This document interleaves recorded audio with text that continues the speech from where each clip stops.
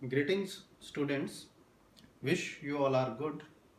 हम डिस्कस कर रहे हैं इस लेक्चर में वैल्यूएशन ऑफ गुडविल का third method, that is capitalization method.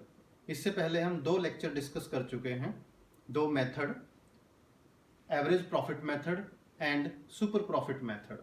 तो थर्ड मेथड है कैपिटलाइजेशन मेथड। कैपिटलाइजेशन के दो सब मेथड हैं, यानी इसको टू पार्ट्स में क्लासिफाई किया गया है। वो हैं, the first one is capitalization of average profit method, यानी एक फर्स्ट मेथड में हम एवरेज प्रॉफिट्स को बेस लेकर चलेंगे, and second is capitalization of super profit method, यानी इसमें हम सुपर प्रॉफिट्स को बेस लेकर चलेंगे। सबसे पहले आप टर्म देखें, टर्म क्या है? ये कैपिटलाइजेशन। कैपिटल का मतलब आपको पता ही है, amount invested by the owners, यानी पार्टनर्स बिजनेस में जो पैसा लगाते हैं उसे हम कैपिटल बोलते हैं। तो कैपिटलाइजेशन क्या है? अमाउंट ऑफ कैपिटल रिक्वायर्ड, यानी जितने पैसे की जरूरत है for what? For running the business, for expanding the business. हालांकि इस फॉर्मूले में कैपिटलाइजेशन का मीनिंग क्या है हम अगले स्टेप में डिस्कस करेंगे अभी। तो ये है कैपिटलाइजेशन मेथड। इसमें हम जो फर्स्ट केस है उसको डिस्कस करने जा रहे हैं, capitalization of average profit method, यानी एवरेज प्रॉफिट जब बेस लिए जाएंगे तो फर्स्ट स्टेप ही क्या हो जाएगा? एवरेज प्रॉफिट से ही निकल कर आएगा।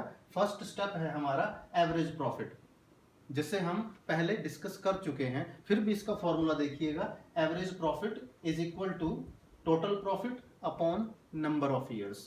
क्वेश्चन में अगर कोई एबनॉर्मल लॉस या एबनॉर्मल प्रॉफिट हो तो उसकी एडजस्टमेंट करना ना भूलें, उसके बाद ही एवरेज प्रॉफिट कैलकुलेट करें।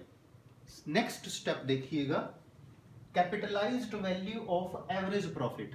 अब ये क्या है? Capitalized value of average profit, यानी ये एवरेज प्रॉफिट, एवरेज का मतलब समझ लें तो आप क्या है, ये है एक्चुअल एवरेज प्रॉफिट्स, यानी पिछले सालों में फर्म को वास्तव में जो प्रॉफिट हुए हैं हमने उनकी एवरेज कैलकुलेट की है।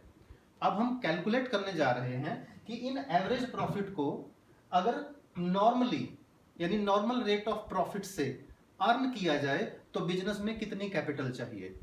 यानी ये जो वास्तव में प्रॉफिट हुए हैं एवरेज प्रॉफिट फर्म को, अगर ये नॉर्मल रेट ऑफ रिटर्न से अर्न किए जाएं, नॉर्मली अर्न किए जाएं, तो कितनी टोटल कैपिटल की जरूरत है फर्म में, बिजनेस में। इसका फॉर्मूला देखिएगा, capitalized value of average profit is equal to average profit into 100 upon normal rate of return. इस फॉर्मूले की हेल्प से हमारे पास आ जाएगा capitalized value of average profit, यानी एवरेज प्रॉफिट अर्न करने के लिए कितनी टोटल कैपिटल चाहिए। कैपिटल चाहिए, याद रखिए। फाइनल स्टेज देखिएगा, गुडविल की वैल्यू कैलकुलेट करनी है। गुडविल की वैल्यू कैलकुलेट होगी capitalised value of average profit, यानी इससे पहले वाले स्टेप में जो वैल्यू आई है, capitalized value of average profit minus actual capital invested.